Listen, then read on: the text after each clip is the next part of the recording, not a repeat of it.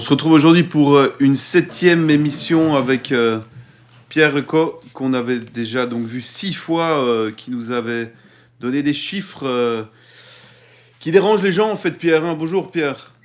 Bonjour Alexandre, merci de me recevoir pour cette Parce 7e que ce émission. sont des chiffres officiels que tu vas chercher dans, sur les Oui, sites. c'est ça, j'ai mes sources, c'est soit des sources officielles, des documents officiels, donc ça vient des instances type l'ANSM, ou là, ce que je vais vous présenter aujourd'hui, ce sont directement, je vais vous présenter les études de phase 3 des fabricants de vaccins, hein, qui sont en ligne, qui sont officielles, c'est eux qui les ont produites. Ou sinon, j'utilise les données de mortalité fournies par l'INSEE, Eurostat, et qui sont en ligne et qui c'est voilà, tout ce qu'il y a de plus officiel. Et c'est de ces données-là que je me sers pour faire mes différentes analyses. Donc voilà, à chaque fois, je mets la source, vous pouvez retrouver les documents qui sont en ligne. Et ce sont voilà, des instances publiques, des instituts, et même c'est la plupart du temps des instituts gouvernementaux qui nous fournissent tous les chiffres dont on a besoin pour comprendre ce qui se passe. C'est très embêtant ça, hein, Pierre, puisque ils sont difficiles à te traiter de complotiste. Tu es néanmoins pas invité, je suppose, dans les grands médias français ou invité à écrire des articles. Non, Tu... mais moi je suis pas quelqu'un de connu à la base. Ce que ça cherchent les médias, ce sont des gens qui ont l'habitude de voir sur différents sujets. Mais on a même vu des gens qui étaient d'habitude invités sur les plateaux télé, qui s'exprimaient, qui sont considérés comme des experts dans leur domaine, mais à partir du moment où ils n'ont pas été d'accord avec le discours officiel, se sont fait censurer.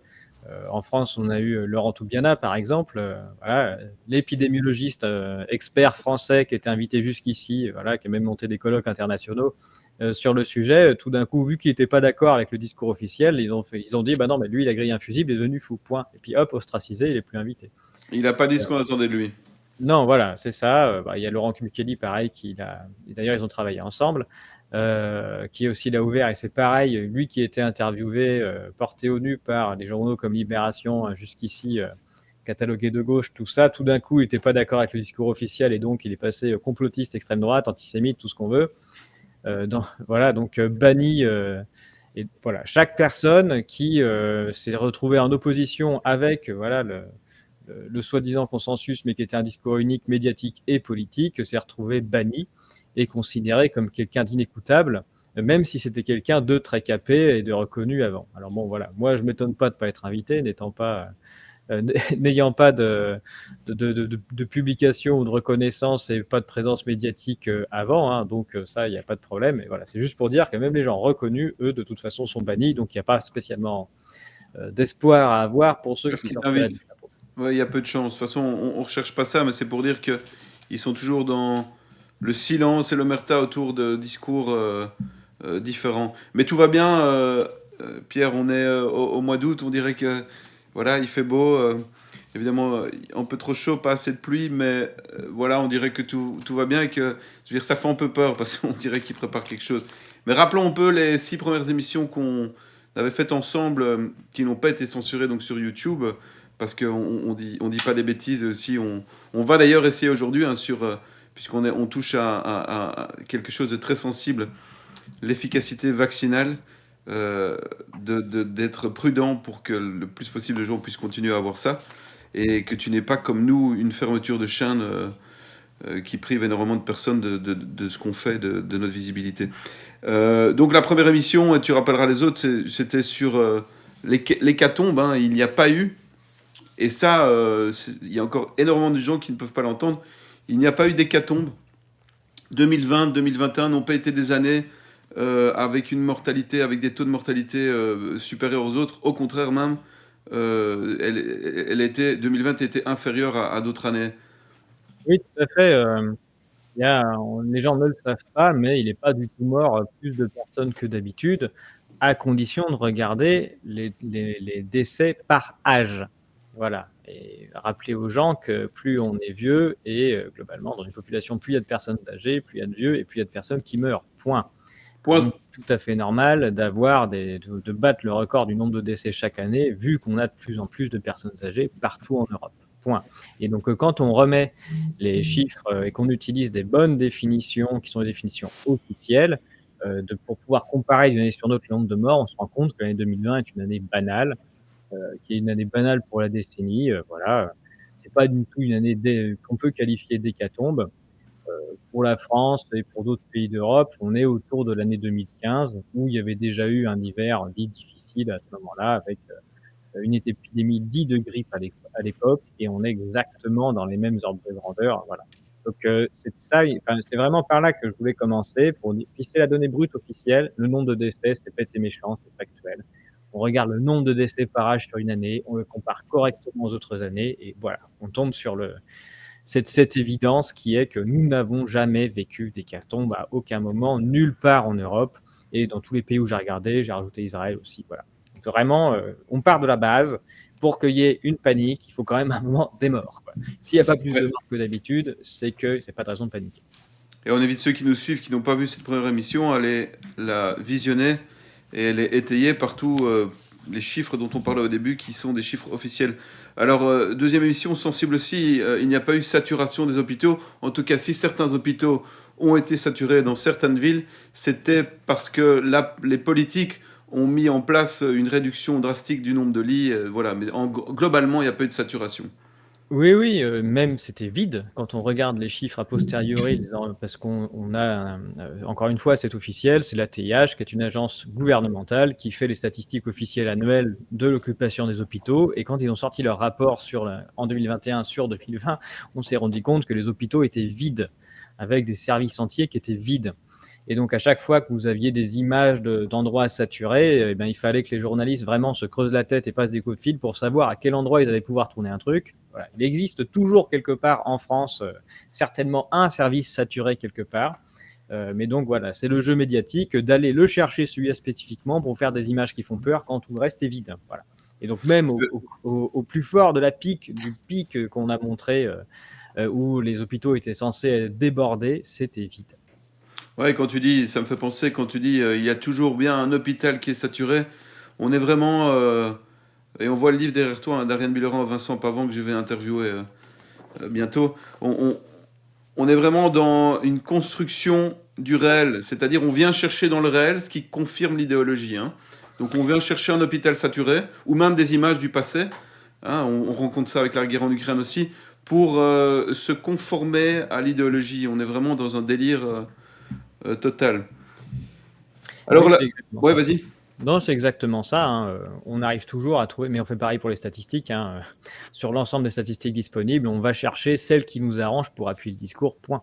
Voilà. Il y a un discours officiel, on appelle ça un narratif aujourd'hui, c'est le mot à la mode, voilà, sur lequel il faut pas sortir et donc on va chercher des images médiatiques, le chiffre qui va bien, de façon à le conforter et tout ce qui est en dehors est ostracisé, on n'en parle pas.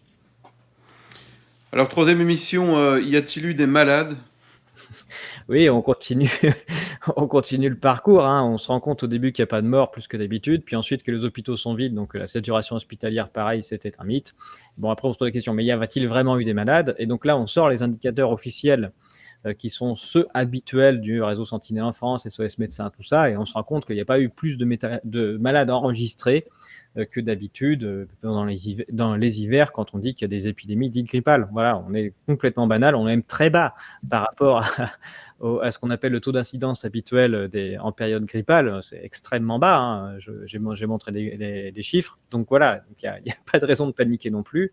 Donc, quelle que soit la statistique que vous vouliez prendre, les morts, les hôpitaux spécialisés ou même les gens comptés comme malades, vous pouvez trouver nulle part de justification à la crise sanitaire ou à l'ampleur de la crise qu'on a vécue. Ça n'est pas possible. Il n'y a aucune statistique habituelle qui permet de justifier quoi que ce soit. Raison de paniquer, pas de raison de paniquer, sauf que si on ne panique pas, on va moins facilement se faire piquer, mais on y reviendra.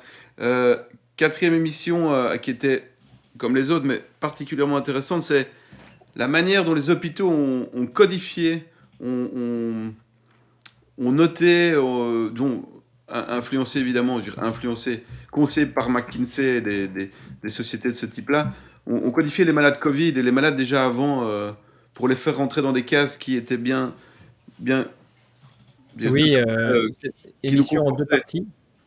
Ouais, C'était une émission en 2 parties. En première partie, j'ai montré qu'il y a une prise historique de pouvoir sur les hôpitaux en instaurant, en obligeant à codifier d'une certaine manière, et que c'est l'OMS qui a la main mise sur la manière dont on codifie avec la CIM-10. Donc j'ai montré qu'historiquement déjà, on a pris, enfin, des organismes externes ont pris le pouvoir sur les hôpitaux en les forçant à codifier les choses d'une certaine manière et en forçant à utiliser certains protocoles. Donc ça, c'était la première partie de la démonstration. Et ensuite, en deuxième partie, on a vu spécifiquement pour Covid, où il y a eu, pour la première fois de l'histoire, un code d'urgence mis en place qui a forcé tout le monde, tous les hôpitaux, à codifier tous les malades qui arrivaient dans cette case-là.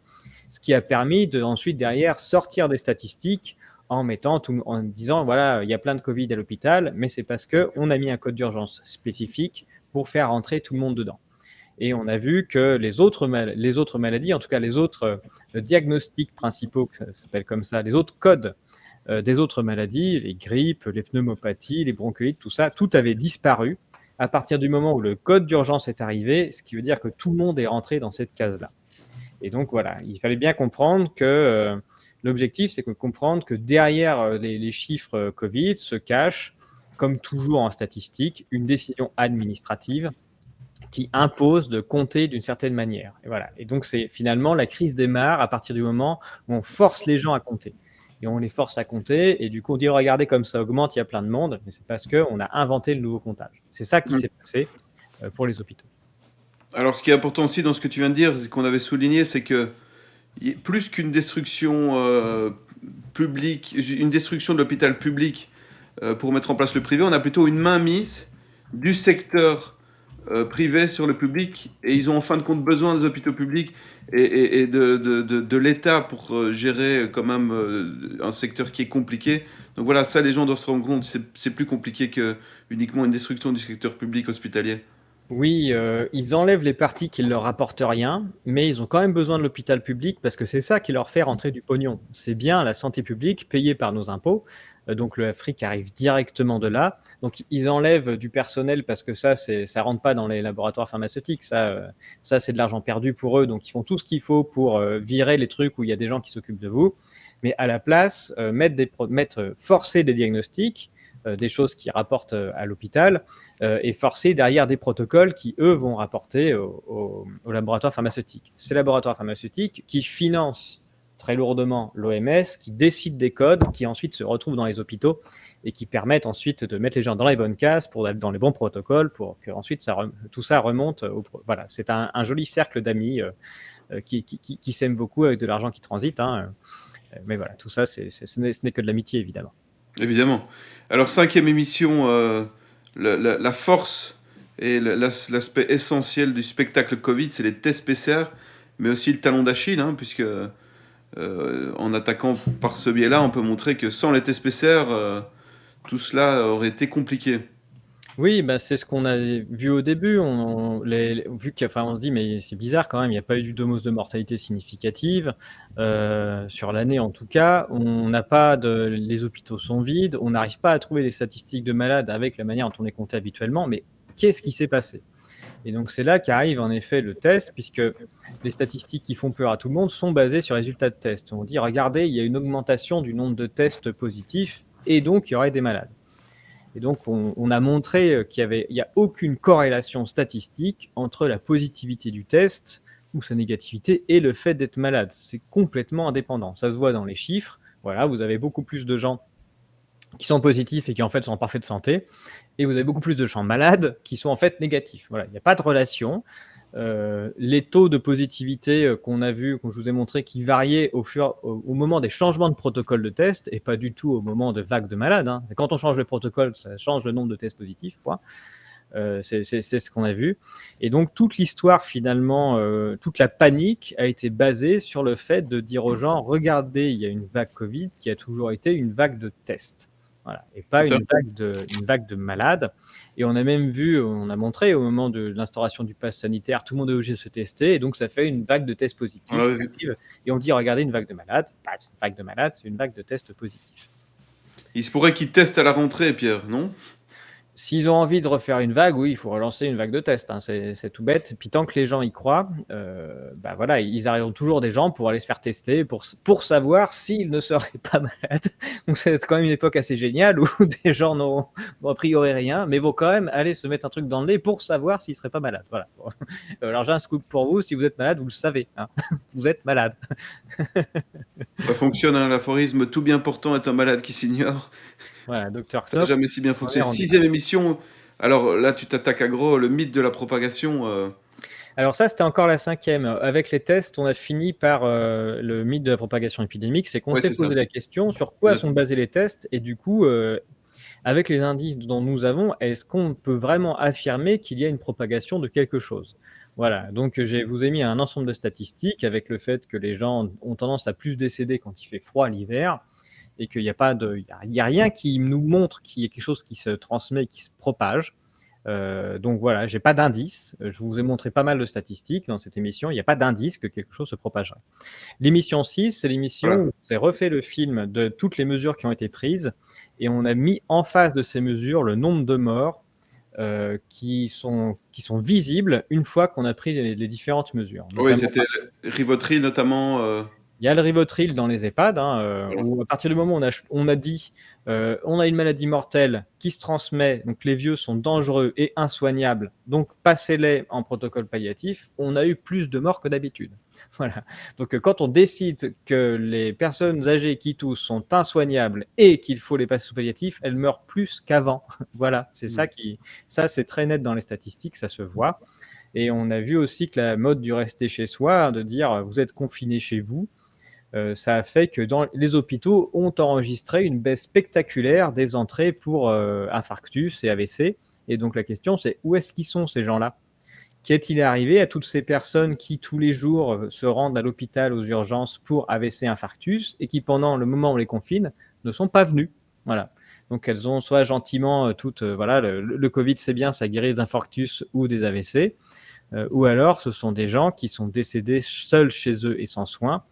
Et quand on regarde les chiffres que ça fait, on se rend compte que ça fait exactement le même nombre que la surmortalité à domicile. Voilà, donc il n'y a pas du tout Covid, hein. Il y a une surmortalité à domicile dans cette période-là qui correspond exactement aux gens qui ne sont pas rendus aux urgences. Parce qu'on leur a dit de rester chez eux. Ouais, maintenant avec le temps, on peut penser, certains d'entre nous d'ailleurs en sont certains, qu'il y a eu beaucoup plus de morts des effets de leurs mesures que de morts Covid. Mais alors, me concernant, le premier j'en compte, le deuxième, tu connais mon point de vue là-dessus. Ouais, ouais, on le sait, on fait attention à ce qu'on dit, mais c'est clair que... Et c'est pas fini, hein, puisque les effets de confinement, de fermeture d'école, de manque de contacts sociaux ne sont pas terminés, hein. Il faut pas croire que, même si Non. maintenant ça devait pas recommencer, les effets sont toujours là. Alors, commençons cette 7e émission sur un sujet touchy, comme on dit, l'efficacité des vaccins. Tu as quand même mis un point d'interrogation efficace parce que on pourrait dire qu'il y a différents types d'efficacité et qu'on ne sait pas qui parle d'efficacité. Mais ça, on se comprend, on ne dira pas. Non, les vaccins sont efficaces, hein, tout le monde l'a dit et répété. Tout le monde l'a Donc dit. voilà, disons-le, comme ça la vidéo va rester. Hein, voilà, répétons-le ensemble. Mais C'est ce que malheureusement, fait... les chiffres quand même officiels montrent quelques effets secondaires. Oh, mais c'est l'objet de la vidéo suivante, ne spolions pas, hein, non. Ce qu'il faut faire, je pense, ce que font tous les gouvernements du monde, qui sont d'ailleurs, qui ont des liens très étroits d'ailleurs avec l'industrie des laboratoires pharmaceutiques. Mais bon, ça encore une fois, ça n'est que de l'amitié et, bon, et quelques Tout à fait. petits arrangements. Mais voilà, c'est que tout le monde répète que les vaccins sont efficaces et probablement qu'à force de le répéter, ça devient vrai. Hein, je pense que c'est comme ça que ça se passe. Donc là, on va se poser la question quand même. Voilà, les vaccins sont efficaces, on le répète, comme ça notre vidéo va rester en ligne. Et on va se demander d'où ça vient, cette histoire d'efficacité vaccinale. Et on va se poser la question, alors d'accord, efficace, vous me dites que c'est efficace, est-ce que c'est efficace contre quoi? Donc c'est vraiment la question qu'il faut se poser, contre quoi sont censés être efficaces les vaccins? Bah, contre le Covid, Pierre, non? Ben, on va regarder pour ça les études préalables des laboratoires de phase 3 qui sont en ligne. Hein. Donc, je vais vous montrer, vous pouvez aller les chercher, les lire, c'est ce que j'ai fait. au moins pour 2 d'entre elles.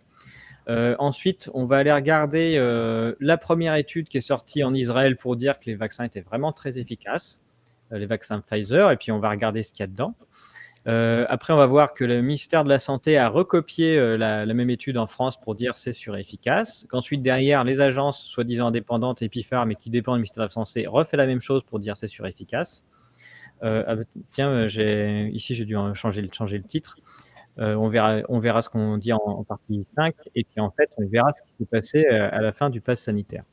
En fait, ce que je vais vous montrer dans cette émission, c'est que dès l'étude de phase 3 de Pfizer, Moderna et tous les copains, AstraZeneca, Johnson Johnson, de la manière dont ils ont écrit leur étude, à mon sens, ils savent déjà qu'il y aura du pass sanitaire ou un équivalent, puisque toute la mesure d'efficacité dépend du fait qu'on soit sûr que les non-vaccinés se testent plus souvent que les autres, ce qu'induit le pass sanitaire.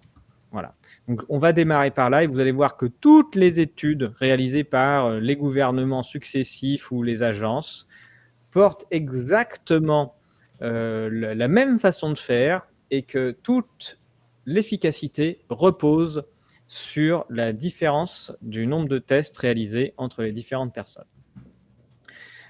Commençons par les études des laboratoires. Donc là, on est sur les études de phase 3, Pfizer, Moderna, c'est en ligne, vous pouvez les lire, et on va se poser la question de mais qu'est-ce qu'ils ont pu mesurer? Alors déjà, pour mémoire, quand même, c'est assez intéressant de se dire quand même que il y a une pharmacopée, enfin un médicament qu'on va injecter, c'est quand même extrêmement fort, hein, mettre dans le sang de millions de personnes, et que pour savoir si c'est sûr et efficace, les scientifiques qui sont censés le prouver sont les fabricants. Donc c'est-à-dire que, enfin, même on va faire aux gamins, aux femmes enceintes, etc. On est quand même dans un monde où c'est le fabricant qui fait l'étude, disant oui, c'est sûr et efficace, achetez-le moi et injectez tout le monde, et personne derrière ne revérifie ce qui est fait.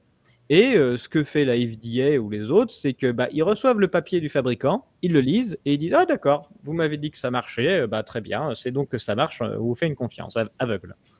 Donc c'est intéressant de faire une confiance aveugle à Pfizer. J'ai remis voilà quelques petites affaires qui sont publiques, hein. Vous allez sur Wikipédia. Donc les publicités mensongères. Donc ça c'est pas mal. Ça c'est sur les scandales des opioïdes, avec le record de 2,3 milliards de dollars qui ont été versés aux autorités américaines.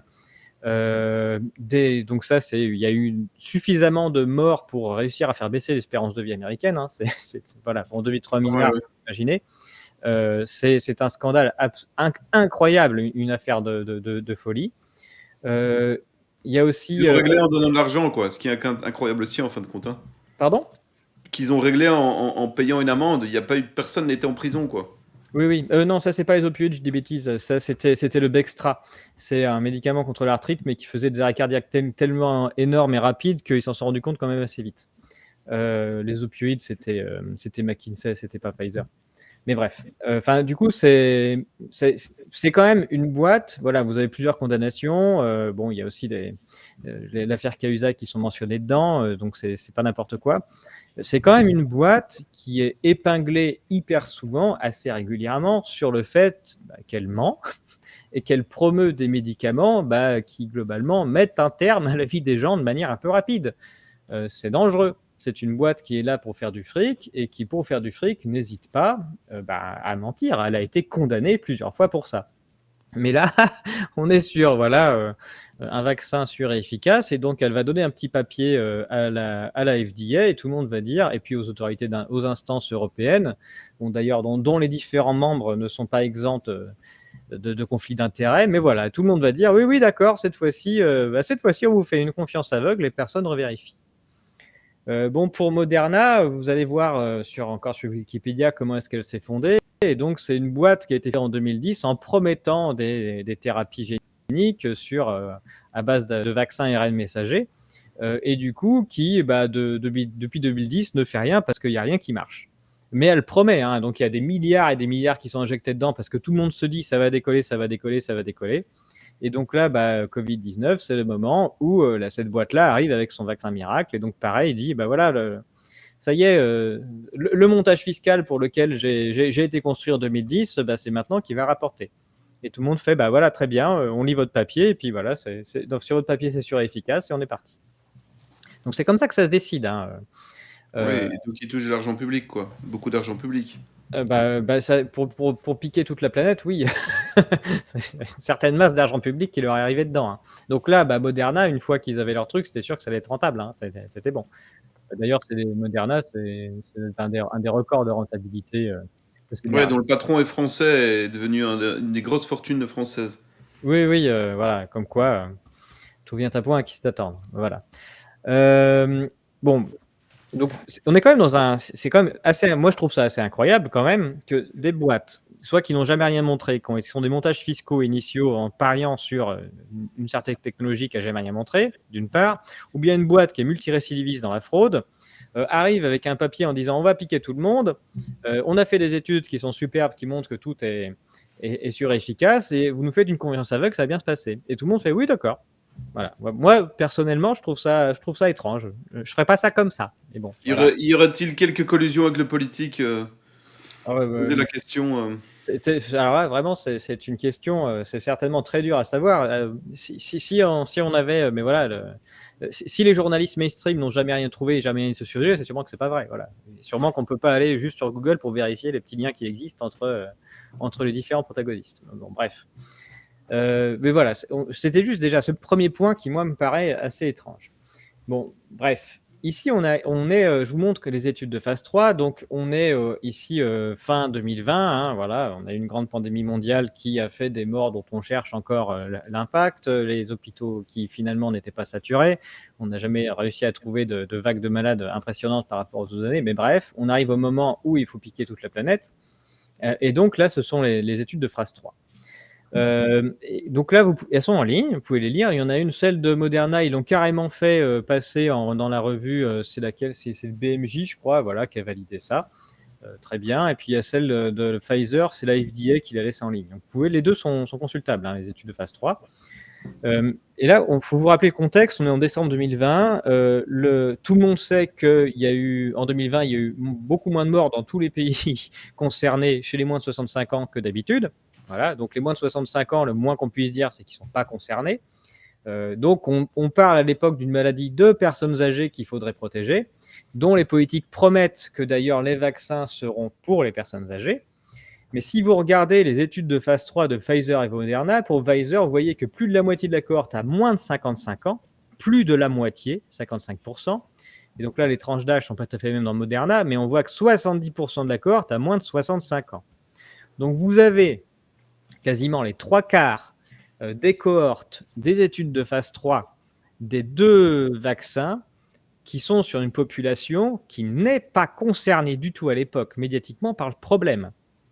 Donc, c'est-à-dire que vous lisez ces études de phase 3, soit ils font juste n'importe quoi en mettant plein de jeunes dans leur étude, vous vous demandez pourquoi, ou soit ils ont déjà l'information que tout le monde sera piqué. Mais C'est ça que j'allais te dire.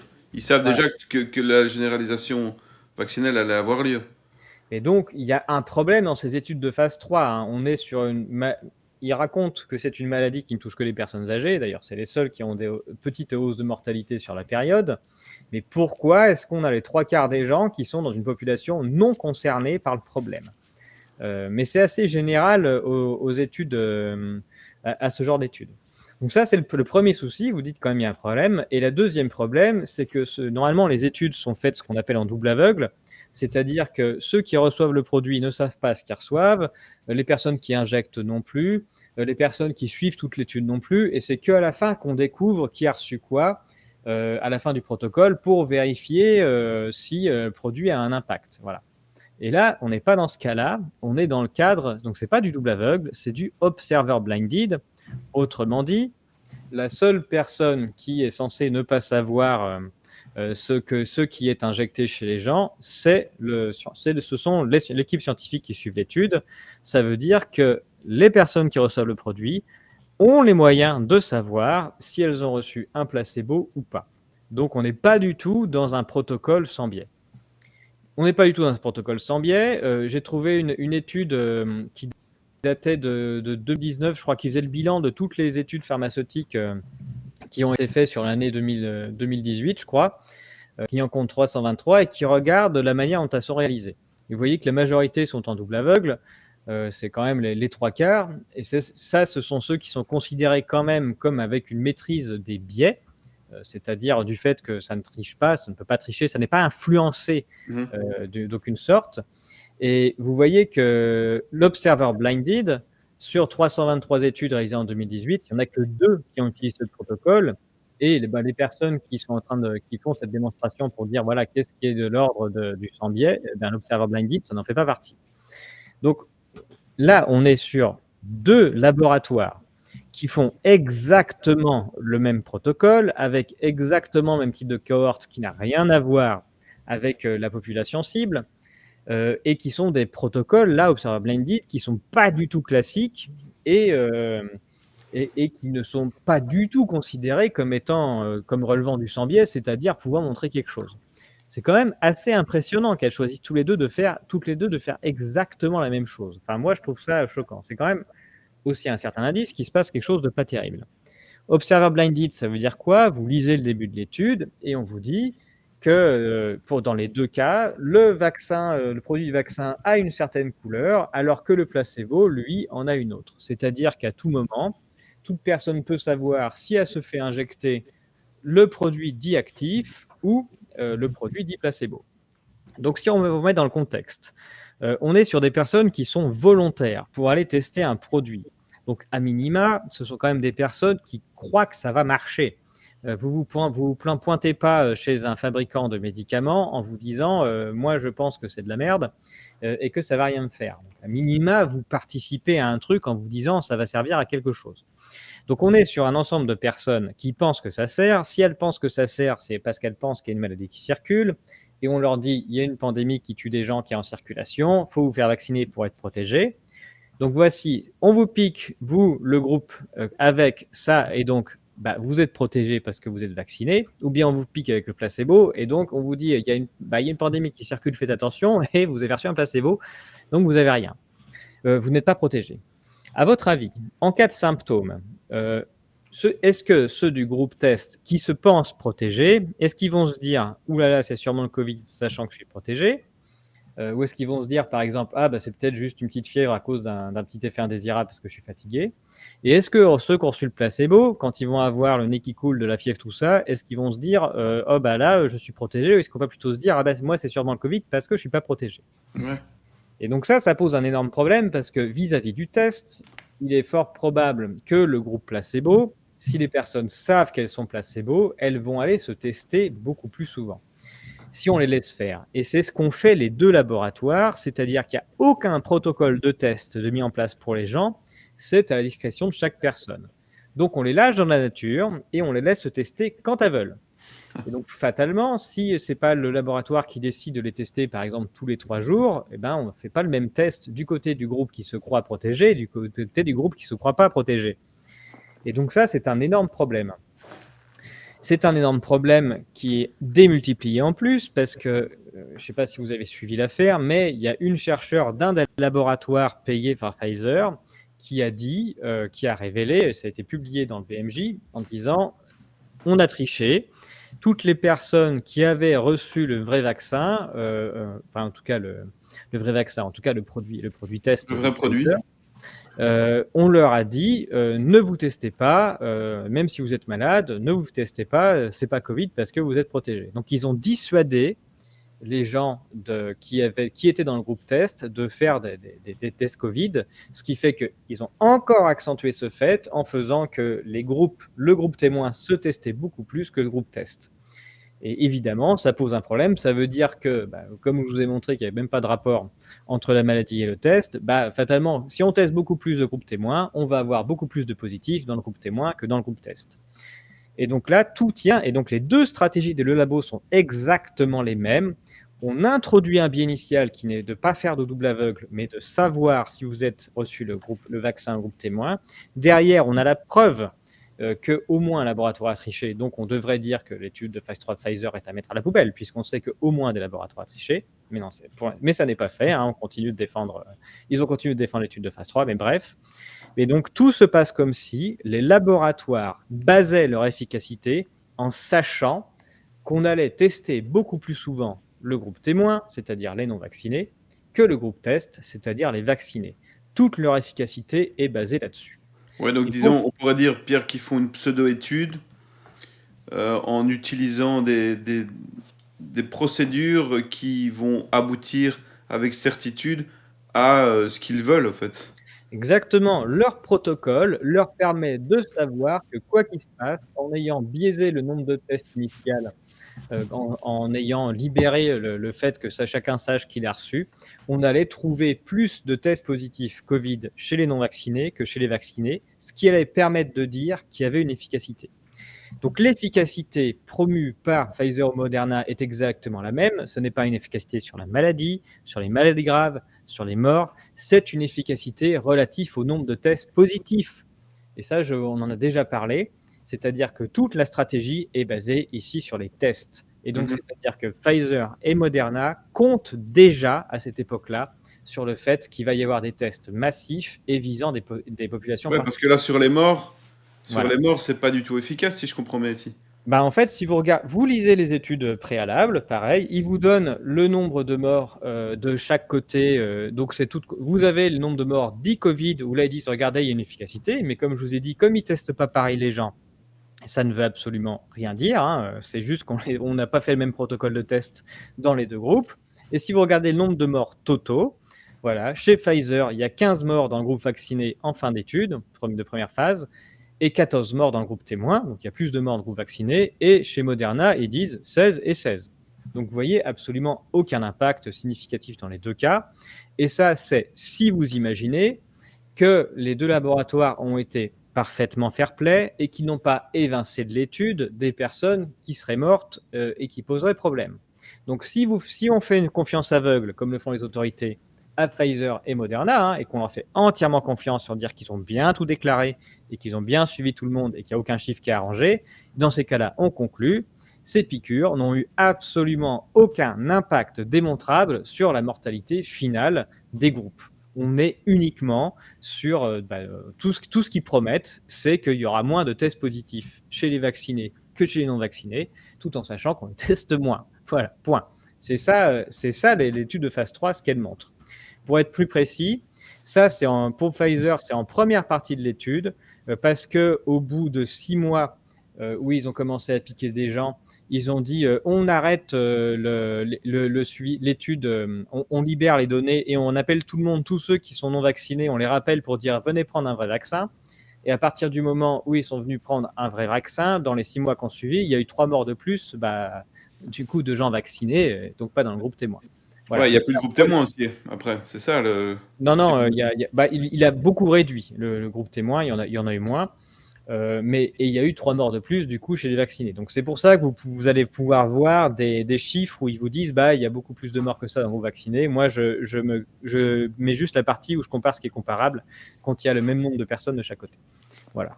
Donc on est, encore une fois, sur un papier de phase 3 sur lequel il y a les 3 quarts des gens qui ne sont pas concernés par la soi-disant maladie, puisqu'ils ont moins de 65 ans.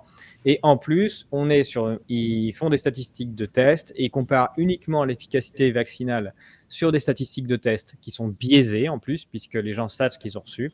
Et on n'est pas du tout sur des statistiques où on regarderait le nombre de malades général, toutes causes confondues, et le nombre de morts général, toutes causes confondues. Ça, il n'y a absolument aucun impact. Et on le sait dès les études de phase 3. Et donc, passons maintenant à ce qu'ont fait les différents gouvernements. Donc voilà, je pense que vous avez compris l'arnaque du test, l'arnaque. L'arnaque, ne sois pas si dur, Pierre. Le choix méthodologique, Le qui est choix de dire méthodologique. on se base que sur des tests et pas du tout sur savoir si les gens sont malades. Et en fait, tout derrière, tout le monde a fait, tous les gouvernements et les agences ont refait la même méthodologie derrière en se basant sur des tests. Tiens. Zut, je me suis trompé de. On va revenir un peu en arrière. en se basant sur des tests. Et donc la première étude, c'est une étude qui est sortie en Israël très rapidement pour dire, oh là là, elle a servi après toute la presse pour dire, regardez comme c'est incroyable, les vaccins sont sûrs et efficaces. D'ailleurs, l'étude israélienne le prouve. Bon, l'étude israélienne prend exactement les mêmes biais. Voilà, donc c'est cette étude-là, vous allez la lire, allez sur The New England Journal of Medicine, et voilà, c'est exactement la même méthodologie et les mêmes biais. La première chose qu'on fait quand même quand on va voir une étude, c'est qu'on se pose la question des différents liens d'intérêt entre les protagonistes, ceux qui écrivent l'étude, et le fabricant. Ici, c'est une étude sur l'efficacité de Pfizer. Là, déjà, pour valider le vaccin, on a vu les études de phase 3. En fait, c'est Pfizer et Moderna qui écrivent leur propre étude. Et derrière, la FDA les lit et puis disent, oh, d'accord, c'est une étude valide. Et voilà. Bon, déjà, en termes de vérification, les liens d'intérêt, ils sont quand même assez nets. Hein. J'ai l'impression que Pfizer a quand même intérêt à ce que son vaccin soit déclaré efficace. Mais bon, voilà, ça me paraît un lien d'intérêt qui est assez évident. Et puis Moderna, c'est pareil. Bon, et là, sur cette étude israélienne, vous pouvez aller voir, ils ont déclaré leur lien d'intérêt, hein, les différents auteurs, et vous allez voir, et il y en a une grosse partie qui déclare avoir des liens d'intérêt, donc des grants, avec Pfizer. Donc voilà, c'est une étude sur l'efficacité du vaccin Pfizer en Israël, où les auteurs de l'étude déclarent avoir des liens d'intérêt avec Pfizer. Bon, a priori, ça pose de problème à personne. Bon, bref. Ils sont peut-être juste copains. Oui, ils ont reçu quand même des grants, hein, donc c'est-à-dire des petits sous-sous quand même. Ah, ils ont reçu quand même beaucoup d'argent.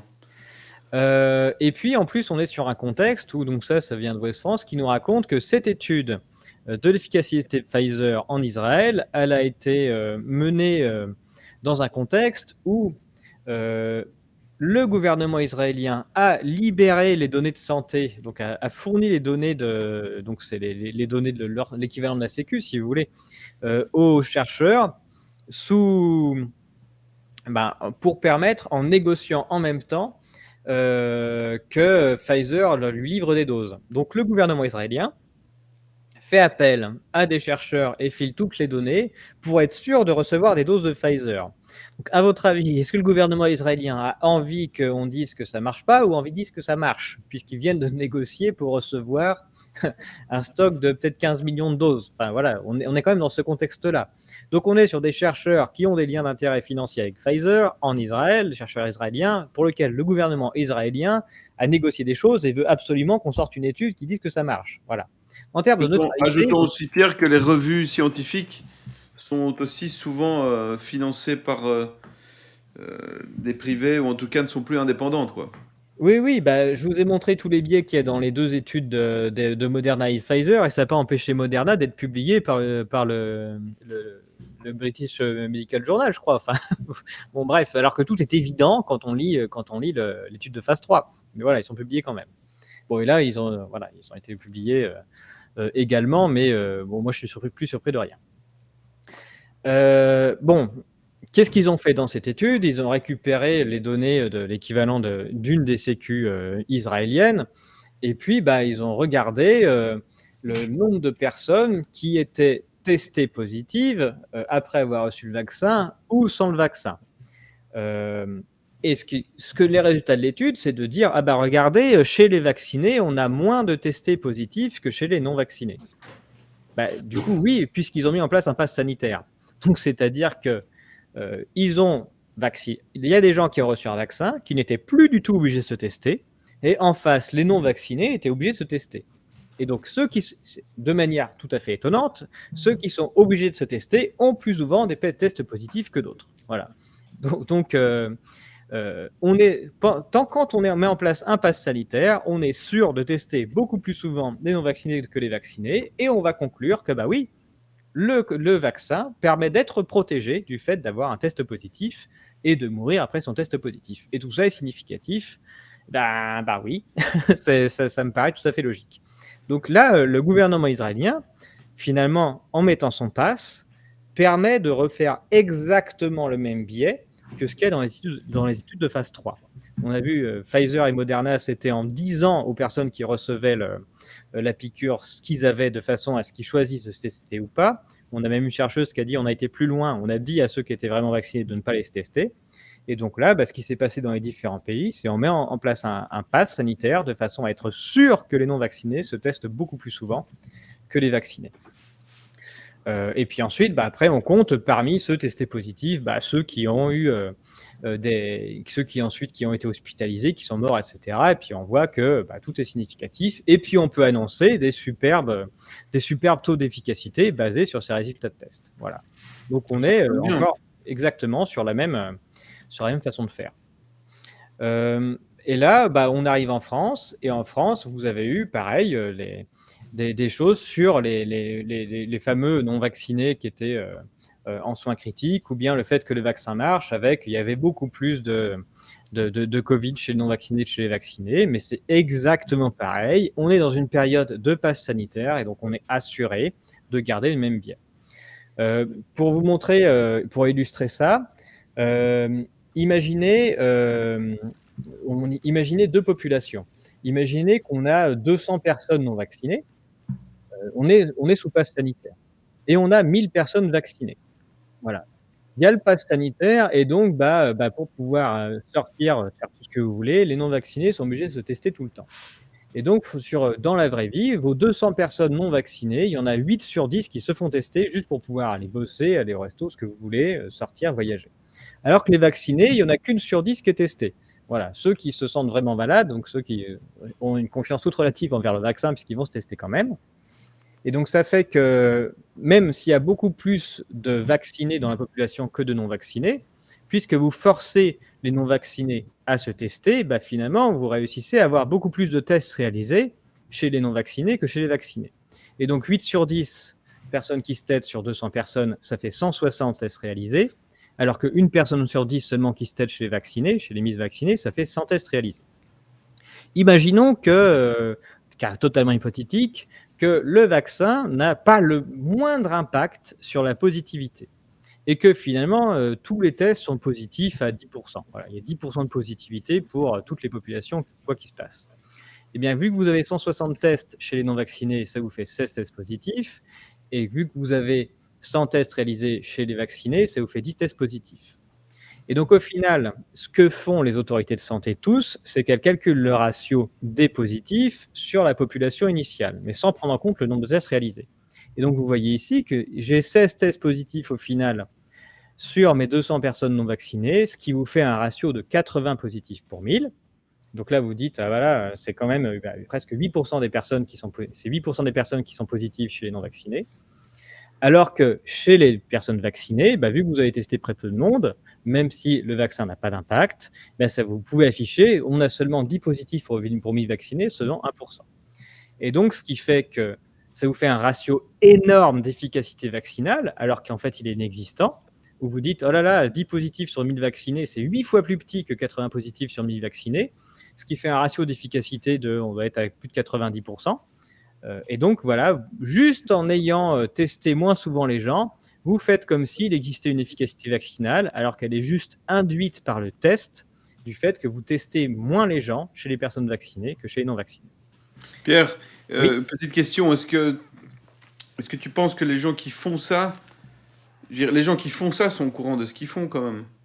Mais en fait, oui, mais initialement, je pense qu'il y a au moins quelqu'un qui sait, peut-être un cabinet de conseil, par exemple, et qui a, on va dire, qui a pensé le fait que ça soit comme ça, parce qu'encore une fois, tous les laboratoires ont fait les mêmes. Vous vous rendez compte qu'ils font les mêmes études de phase 3 avec les mêmes biais sur des protocoles qui ne sont pas du tout habituels, qu'on sait non scientifiques, qui ne sont pas absolument pas reconnus, et ils font la même chose. Donc il y a quelqu'un qui chapeaute.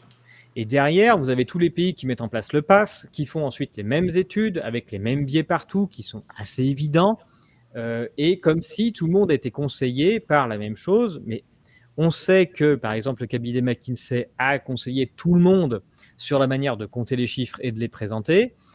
Je pense que c'est vers là qu'il faudrait regarder pour savoir voilà, comment est-ce qu'ils ont distribué les petits kits de comptage de façon à ce que tout le monde compte pareil et fasse exactement les mêmes biais, et par où c'est arrivé. Mais il y a bien quelque chose de... rien que le fait, je vous ai montré, les deux labos qui font exactement la même chose, inhabituelle en même temps, ça n'a pas de sens, quoi. On n'a jamais vu ça. Donc, à mon sens, il y a quand même quelque part quelqu'un qui leur a expliqué la méthode. Je veux dire, c'est impossible de se coordonner comme ça mondialement s'il n'y a pas des Non. directives communes. Voilà, il y a des directives. De toute façon, il y a des directives communes qui sont venues de l'OMS, ça c'est évident.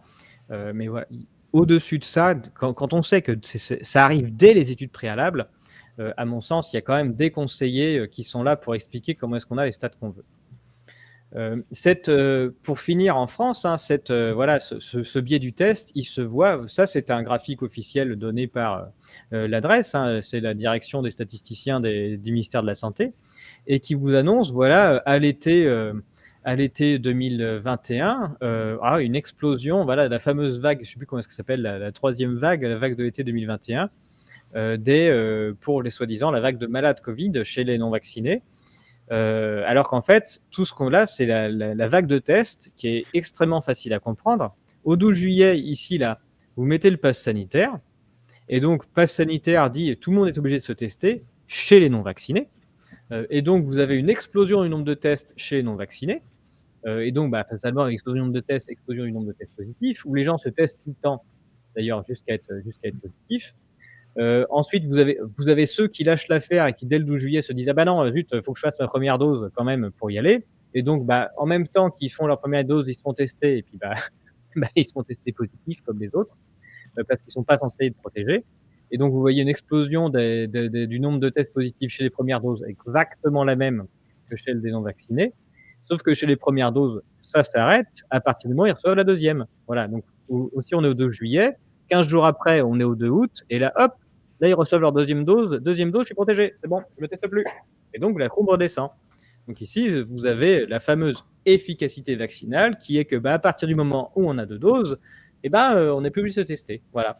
Et donc, et c'est comme ça que vous avez que le fait que ceux qui ont reçu 2 doses, vous avez le taux de positivité qui augmente quasiment pas. Il y a vraiment que ceux qui ont très peur et qui vont se tester tout le temps. Ils sont très rares qui vont se tester. Et du coup, vous avez une courbe qui augmente un petit peu parce qu'ils ont peur. Dès qu'ils ont quelqu'un de leur famille qui se fait tester positif, ils y vont aussi. Donc, par la force des choses, vous avez toujours un peu de positif parmi eux. Mais voilà, là, ce que vous mesurez très exactement, c'est le pass sanitaire. Vous êtes non vacciné, vous êtes obligé d'aller vous tester. Et puis, une fois que vous avez reçu vos 2 doses, vous ne vous testez plus. Et c'est comme ça que ça diminue. Point. Et aussi, une fois que vous avez réussi à obtenir un test positif, vous n'avez plus besoin de vous tester, ce qui fait qu'au bout d'un moment, la courbe diminue aussi. Donc, c'est juste ça qui se passe. Voilà. Et ça permet de montrer, de faire croire qu'il y a une efficacité. Il y a bien une efficacité vaccinale. Le vaccin protège du fait de se faire tester. Point. Voilà, c'est comme ça, c'est ça l'efficacité vaccinale. Et alors là, on le voit vraiment on le voit encore plus loin. Donc ça, c'est même dans la même étude de l'adresse. Alors, il nous donne tous les éléments tout est public pour pouvoir comprendre ce qui est en train de se passer. Là, vous voyez par exemple, prenons par exemple les déclarés décédés Covid chez les non vaccinés. Vous avez 466 déclarés décédés Covid sur la période entre le 30 août et 5 septembre 2021. 466. Et parmi eux, seulement 286 avaient effectivement un test positif. Ah tiens, donc tous les autres là, donc ça fait presque 200, ils n'avaient pas de test positif, mais ils ont quand même été déclarés Covid. Donc c'est-à-dire que les non-vaccinés, quand on envoie un non-vacciné qui tousse et qui va à l'hôpital et qui décède, c'est sûr, c'est un Covid. On teste, non, c'est bon, pas la peine, c'est un Covid. Et chez les vaccinés, en revanche, on n'a que 130 qui ont été déclarés décédés Covid. Mais sur ces 130, 119 avec un test positif. 119, alors modulo les petites erreurs d'appareillement, tout ça, on est quasiment à 100%. Donc c'est-à-dire que quand un vacciné arrive à l'hôpital, c'est Covid? Non, c'est pas Covid. On est obligé de faire un test, on fait un test. Ah merde, c'est positif, bon, on est obligé de le mettre en Covid. Voilà. Donc on a 90% des déclarés décédés qui sont en fait des gens qui ont été déclarés parce que le test était positif. Alors que chez les non-vaccinés, c'est tout le monde. Donc là, vous voyez que non seulement on teste plus souvent les non-vaccinés, donc avant qu'ils arrivent à l'hôpital, ils ont déjà été beaucoup plus testés que les autres, et donc ils ont beaucoup plus de chances d'avoir un test positif et donc de se faire déclarer Covid. Mais même quand ils n'ont pas de test positif, voilà, il y a quand même beaucoup plus de chances de se retrouver dans un cas Covid que les vaccinés. Et donc là, la question aussi de la prime qu'on donnait aux hôpitaux, ou en tout cas dans la qualification. Oui. Alors après, il y a une prime, évidemment. De toute façon, il y a une pression politique, hiérarchique à coder tout le monde en Covid, ça c'est sûr. Mais là, ça se voit quand même. Vous voyez la différence de traitement entre un non-vacciné et un vacciné. Ouais. Et donc, il se base sur ces statistiques-là pour dire, regardez, une efficacité vaccinale parce qu'il y a plus de morts chez les non-vaccinés Covid. Ah oui, vu que vous les mettez tous en Covid, fatalement, il y a plus de morts chez les non-vaccinés. Donc, le biais, là, il est évident. Enfin, il est juste sous nos yeux, il est là. Et donc voilà, c'était pour vous montrer que de toutes le mode de calcul de la manière de dire que le vaccin est efficace, bah voilà, c'est facile. Une fois qu'on a mis le pass et puis que tout le monde en dit les non vaccinés c'est Covid, bah oui, on va dire que le vaccin est efficace. Voilà. Bah, encore la même chose. Donc là, je vous ai fait les études de phase 3, la première étude d'Israël, les premières études du ministère de la Santé, qui comptent pareil. Et bah là, prenons Epiphar. Epiphar, l'agence épidémiologie des produits de santé, mais qui dépend du ministère de la Santé, qui sort une étude sur l'impact de la vaccination sur le risque de formes graves de Covid-19 pour dire, voilà, vaccination efficace à plus de 90% pour réduire les formes graves de Covid-19 chez les personnes de plus de 50 ans. Et là, vous regardez la manière dont l'étude est faite, vous avez exactement le même biais. On regarde qui est testé, qui n'est pas testé. Alors eux, ils vont encore plus loin, c'est qu'ils font un protocole où vous êtes, enfin, au début, c'est bizarre. Si vous lisez au début le nombre de personnes qui sont dans l'étude, je ne sais plus, ils mettent 35 millions de personnes, non, même plus que, ils mettent 50 millions de personnes, mais que chez les plus de 50 ans, vous dites, il y a un problème, il n'y a pas 50 millions de plus de 50 ans en France, c'est un problème. Et en fait, ils font un protocole d'étude qui est hyper bizarre, où les personnes sont à la fois dans le groupe test et dans le groupe témoin. Donc, c'est-à-dire qu'au début de l'hiver, personne n'est vacciné. Donc là, les gens sont dans le groupe témoin. Et dès qu'ils sont vaccinés, ils passent dans le groupe test. Et donc, ils apparient ensemble des gens qui peuvent passer un moment dans le groupe test, puis dans le groupe témoin. Et donc, par exemple, ici, vous avez les vaccinés, ceux qui se sont fait vacciner très tôt, ils vont être appariés à des non-vaccinés. Mais le non-vacciné, lui, derrière, au partir du moment où il va se faire vacciner, il ne pourra plus dans le groupe témoin. Donc, vous avez plein de gens qui se sont fait vacciner au début de l'hiver, appariés avec non-vaccinés, mais la comparaison s'arrête dès que le mec qui est dans le témoin, lui, il se fait vacciner, du coup, c'est plus possible. Et donc, si vos primo-vaccinés, ils sont déclarés malades Covid plus tard, c'est invisible, puisqu'ils n'ont plus personne dans un groupe témoin. Et inversement, les gens qui se sont jamais fait vacciner, du coup, ils vont pouvoir se faire apparier avec des gens qui se sont fait vacciner plus tardivement, et donc sur des périodes courtes.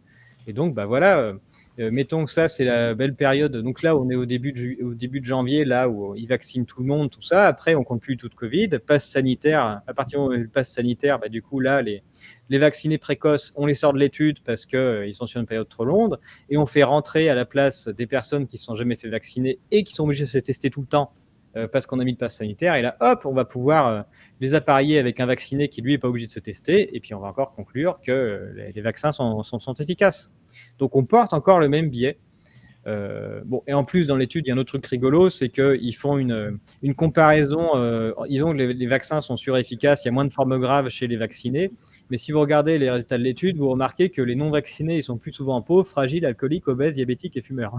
Vous dites, ah oui, tiens, les non-vaccinés sont plus souvent malades et accessoirement, ils sont plus pauvres, plus fragiles, plus alcooliques, plus obèses, plus diabétiques et plus fumeurs que les vaccinés. Bon, tiens, n'y aurait-il pas une petite relation de causalité entre les deux, les amis?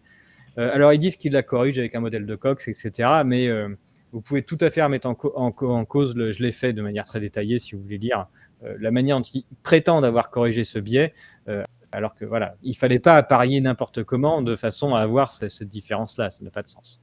Et puis, ce qu'aurait dû faire Epiphar, tout bêtement, c'est plutôt que regarder, voilà, si les personnes ont été déclarées décédées Covid parce qu'ils ont eu un test Covid avant de mourir, il faut regarder les décès de toute cause de façon à éviter tous les biais dont on a parlé, quoi.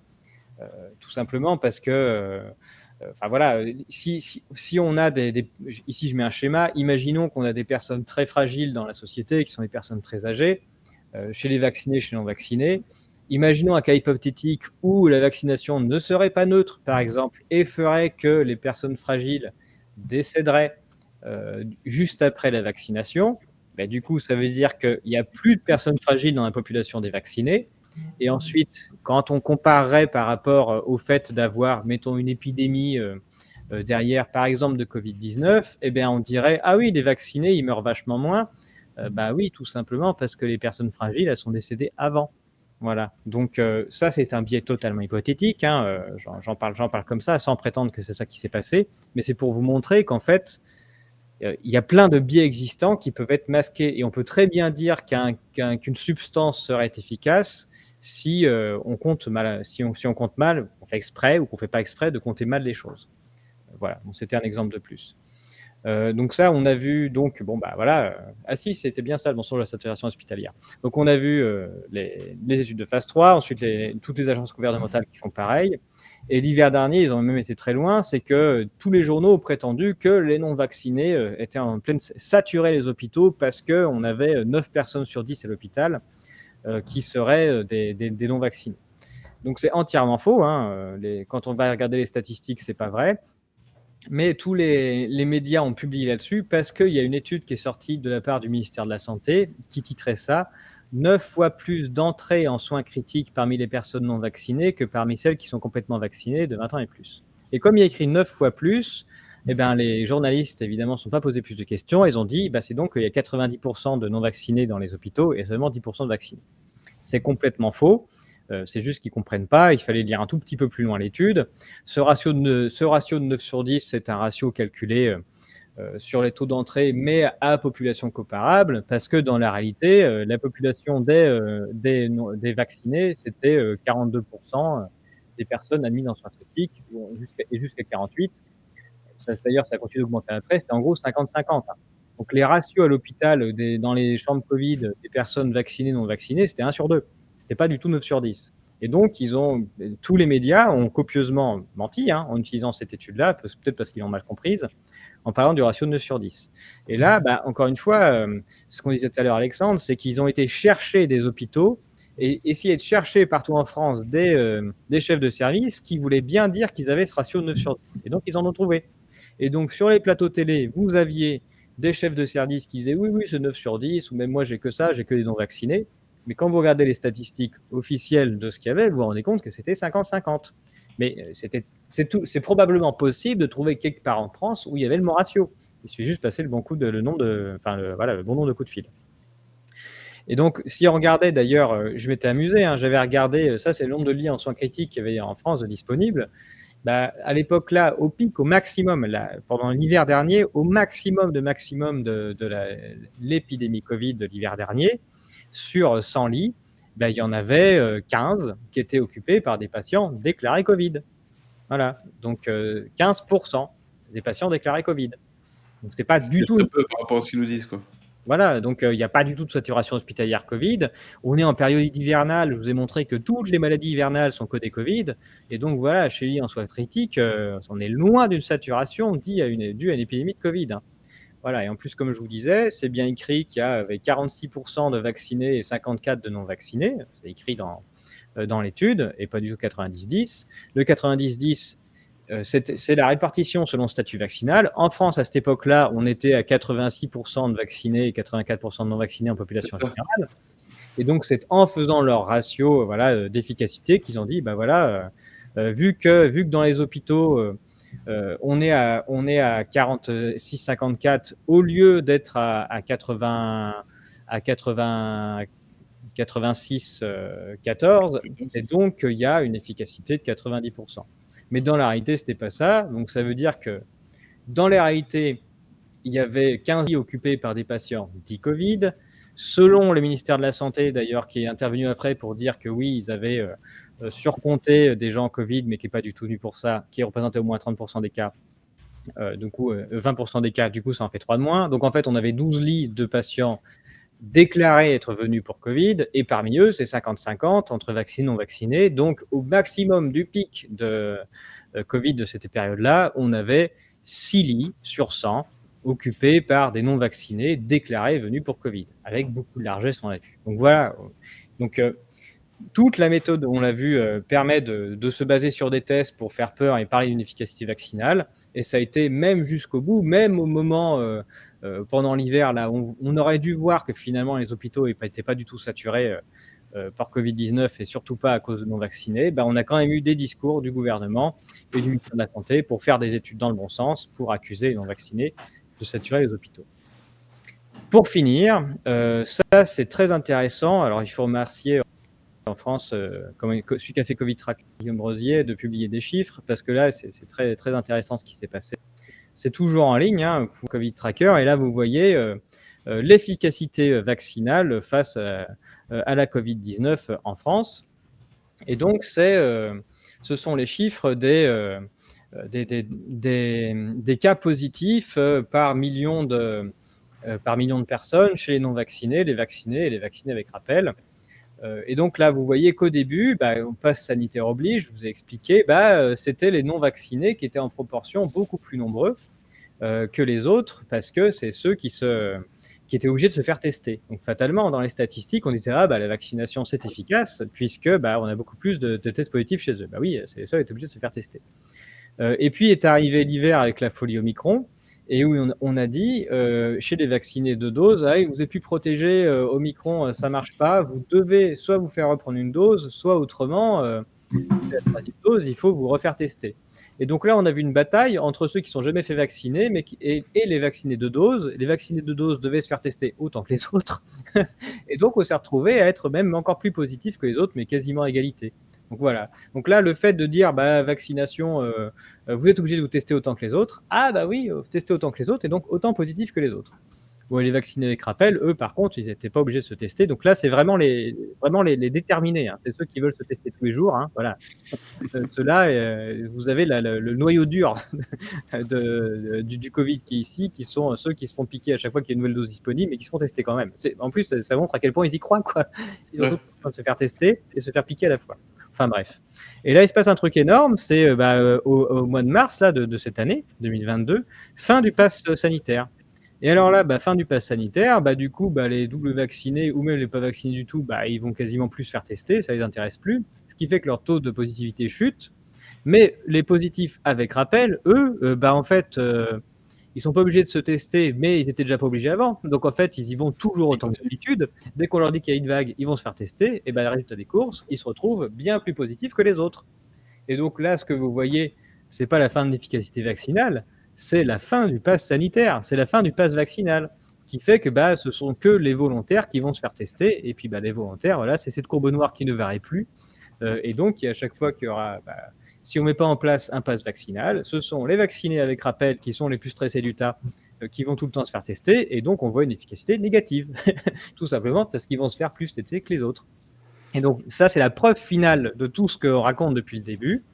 Tout est basé sur les statistiques de test et du fait d'être sûr de toujours tester plus souvent les non-vaccinés que les vaccinés. Et donc là, on peut remercier les vaccinés avec rappel d'avoir joué le jeu. Ouais, et de continuer à tester à chaque fois pour nous montrer qu'en effet, c'était bien ça. C'est une épidémie, comme on avait déjà dit, c'est une épidémie de test, au fait.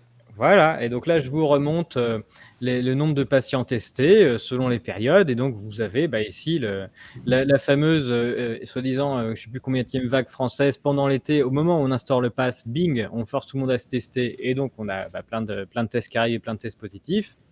Et puis, on a eu la nouvelle vague à l'hiver, là où ils ont dit il y a un nouveau protocole de test, on va compter Omicron, ce qui fait que tout le monde est positif. Et alors là, paf, branle-bas de combat. En plus, ils ont dit à ceux qui avaient reçu 2 doses, et beaucoup en voulaient pas une troisième, si vous avez un test positif, vous n'en ferez pas de troisième. Ils ont tous été. Et donc, pendant l'hiver, on a eu des records de nombre de tests et tout le monde s'est retrouvé positif. Et donc, c'est là qu'on a trouvé cette nouvelle vague, mais voilà, qui était juste une nouvelle vague de psychose et de tests lancés. Et tout s'arrête à la fin du pass vaccinal où vous n'avez plus que vraiment le noyau dur, hein, c'est vraiment les fervents défenseurs de toute cette histoire qui vont continuer à se faire tester. Je ne sais pas s'il y a un certain plaisir à se prendre. Je sais pas, ouais, peut-être qu'ils y trouvent un certain plaisir nasal. Alors, il faut dire aussi que à chaque fois qu'on a un test positif, même si on a 0 symptôme, on a quand même sa petite semaine de congé, hein, payée gratuitement et 100 jours de carence. C'est la seule maladie en France là où il n'y a pas de jour de carence. Donc même si vous avez juste une grosse diarrhée et que vous ne pouvez pas vous lever, vous n'avez pas envie d'aller au boulot, vous prenez un coton-tige dans le nez, avec un peu de chance c'est positif, et vous prenez une semaine de congé. Alors qu'autrement, vous trimballez votre gastro partout.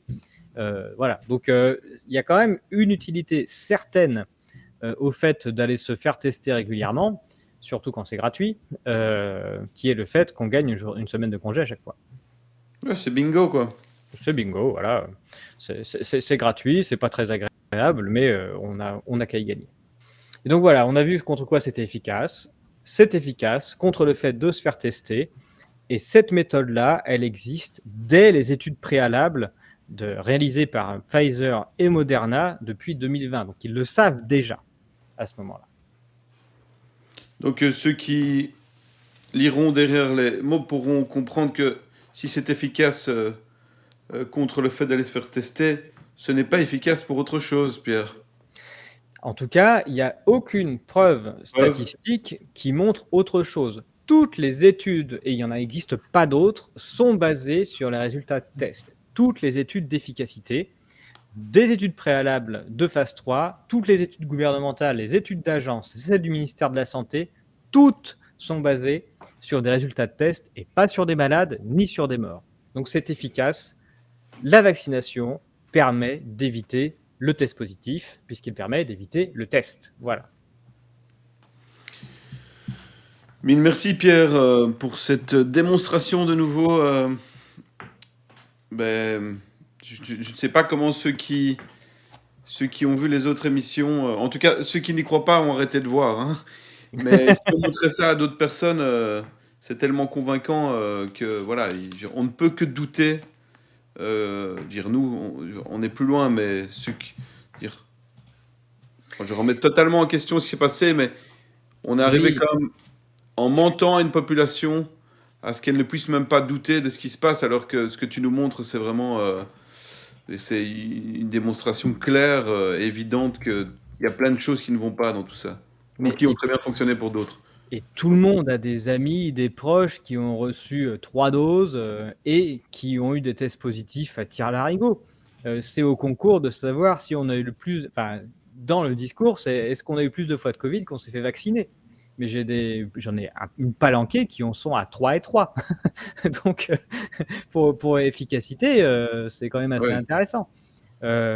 Du coup, les gens, je pense, mais d'ailleurs, vous voyez bien, les triples vaccinés continuent de se faire tester. Donc, c'est qu'ils n'y croient pas non plus, quelque part, à ce que ça va les protéger de quelque chose. Sinon, ils n'iraient pas se faire tester.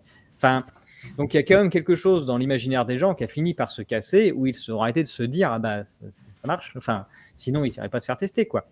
Donc, il y a quelque chose où ont forcément évolué dans l'esprit des gens, où au départ, on leur a dit, voilà, vous êtes protégés définitivement. Et au final, ils ont vu des tests positifs partout, quel que soit le nombre de doses. Donc, en termes d'efficacité de celles qui étaient promises, je pense que les gens ont quand même compris quelque chose. Ils sont aujourd'hui capables d'entendre qu'on leur dise, bah, regardez ce qui a été dit depuis le début. Ils savaient dès le départ comment gérer l'efficacité des choses et compter correctement l'efficacité. Et par votre expérience, vous voyez bien que vous avez été positif tout le temps, malgré vos nombres de doses. Voilà, donc maintenant, écoutez-nous et regardez ce qui s'est passé et comment est-ce que les chiffres ont été construits de façon à vous mener dans un certain discours, dans une certaine direction. En Wallonie et à Bruxelles, le 5 septembre commence la campagne officielle pour la 4e dose de vaccination. Félicitations. Donc, donc ils ne lâchent rien. Beaucoup de gens disent mais ils feront pas la 4e dose. Je suis pas aussi optimiste. Je sais pas ce que tu en penses aussi parce que il y a quand même le phénomène du pas dans la porte. On n'est pas dans un contexte coercitif. Il y a beaucoup de gens qui avaient fait la 2e qui ont dit qu'ils feraient pas la 3e. Mais je pense que si les mesures, la pression revient, il y en a quand même qui risquent de craquer. Oui, est-ce qu'ils feront un mode aussi coercitif que par le passé? Peut-être que les gens ne se laisseront pas avoir, et puis politiquement, il y a des choses qui passeront peut-être plus. Après, nous en France, on a toujours tous les personnels soignants et administratifs des hôpitaux non vaccinés qui sont toujours suspendus, qui sont toujours pas réintégrés, avec 0 syndicat qui viennent prendre leur défense et donc qui les laissent entièrement sans ressources, hein, alors que ce sont des salariés et que juste normalement l'objectif d'un syndicat c'est de défendre les salariés. Ils sont pas censés rentrer dans un discours sanitaire, les syndicats, mais donc ils auraient dû normalement monter au créneau, faire grève et être très très à cheval sur le fait que tous ces gens-là, on leur retrouve une situation décente de façon à ne pas les laisser crever. Et ils les ont laissés tomber, ils continuent de les laisser tomber, hein. Donc il y a des choses qui ne sont pas finies. La 4e dose, ils vont certainement essayer au moins de la proposer, ça c'est sûr. D'ailleurs, ce serait une excellente nouvelle pour mon livre, d'ailleurs. Non, je blague. Mais je ne pense pas, en effet, qu'on en est tout à fait fini avec cette histoire. Non. Il y a des gens qui parlent aussi de rajouter ces vaccins-là dans les vaccins infantiles, au moins pour les fabricants, de façon à protéger tous nos enfants. Il y a des choses qui continuent de se mettre en place. Et on n'en a pas encore tout à fait fini. Pierre, je vois un commentaire, là, je voudrais quand même le faire remarquer. Quelqu'un qui dit, mais ils font des formes moins graves. Je crois qu'on l'avait montré dans une autre émission. Je pense que c'est tout à fait faux et c'est bien que je le vois parce que, voilà, C'est le discours, voilà, le discours qui reste. De toute façon, vous voyez bien pour les tests, c'est de dire: «Ils font un effort moins grave». Mais ça se base sur quoi? Enfin, il y a un moment où, c'est toujours pareil, voilà, ils sont surefficaces, ils sont surefficaces, ils sont surefficaces. On le répète jusqu'à ce que ça devienne vrai. Ça protège des formes graves, on le répète, mais à un moment, il faut mettre un peu de science derrière, qu'est-ce qui permet d'affirmer ça? Regardez même les études de phase 3, c'est même pas écrit dedans. Enfin, il n'y a même pas cette affirmation qui se trouve à l'intérieur. Donc même les fabricants n'ont pas osé. Derrière, vous avez des gouvernements qui s'y mettent pour dire ah non, c'est important quand même tout ça, mais si même le fabricant n'ose pas affirmer un truc pareil, vous imaginez que sur quoi ça peut être fondé, quoi. Vu à la télé, Voilà, vu à la télé, ben en fait, c'est annoncé par les gouvernements, mais même c'est sans que ça. le fabricant s'y mette. Le fabricant, lui, ce qu'il dit, c'est ben non, regardez, j'ai moins de tests, l'étude de phase 3, promesse du fabricant, j'ai moins de tests Covid chez mes vaccinés que chez les non vaccinés. Petit tiret écrit en bas, ben, je les ai beaucoup moins testés aussi. Voilà, c'est la seule promesse de l'étude de phase 3. Ouais. Merci Pierre. De quoi nous parleras-tu la prochaine fois? Bah, maintenant qu'on a vu que c'était des vaccins efficaces et on a montré pourquoi et comment ça se comptait, maintenant on va regarder si c'est des vaccins sûrs. Et on va regarder pareil, Aïe, aïe. comment est-ce que ça se compte et les indices statistiques qu'on a avec les statistiques sans biais, un peu partout. On invite tous ceux qui nous suivent à s'abonner à la chaîne de Pierre Décoder l'écho sur YouTube, qui est encore ouverte, qui n'est pas encore censurée. Profitez-en. Et nous, on se retrouve. Bon, on verra. On va pas se fixer une date, mais pas dans trop longtemps. Euh, on est curieux de savoir ce qui va se passer en septembre, hein, parce qu'il Absolument. est particulièrement calme là. On aura peut-être encore des choses à rajouter. Merci Pierre. Merci Merci pour toutes Alexandre. ces explications. Merci à Kéros pour tout ce que vous faites. Et à très vite. Salut.